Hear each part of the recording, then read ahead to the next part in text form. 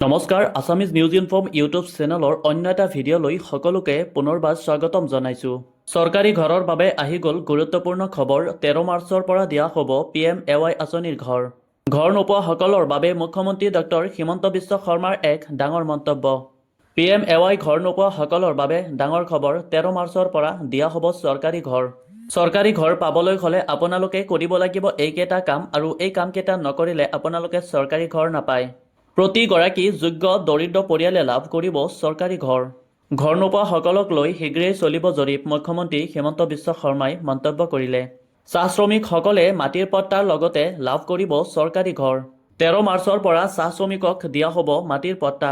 মাটিৰ পট্টাৰ লগতে ঘৰ দিয়াৰ বাবেও কেন্দ্ৰীয় মন্ত্ৰী শিৱৰাজ সিং চৌহানৰ অনুমোদন। চাহ শ্ৰমিকৰ লগতে ঘৰ নোপোৱাসকললৈ এই ডাঙৰ মন্তব্য কৰিলে মুখ্যমন্ত্ৰী ডক্টৰ হিমন্ত বিশ্ব শৰ্মাই। চাহ শ্ৰমিকসকলে মাটিৰ পট্টাৰ লগতে লাভ কৰিব এইবাৰ চৰকাৰী ঘৰ। 13 মাৰ্চৰ পৰা চাহ শ্ৰমিকক দিয়া হ'ব মাটিৰ পট্টা, লগতে দিয়া হ'ব চৰকাৰী ঘৰ। চাহ শ্ৰমিকসকলক মাটি পট্টাৰ লগতে ঘৰ দিয়াৰ বাবেও কেন্দ্ৰীয় মন্ত্ৰী শিৱৰাজ সিং চৌহানৰ অনুমোদন।